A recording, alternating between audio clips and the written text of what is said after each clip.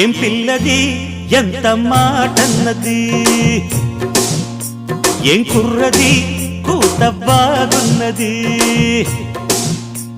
సిక్కుల పురి చెక్కిలి తనకుంది అంది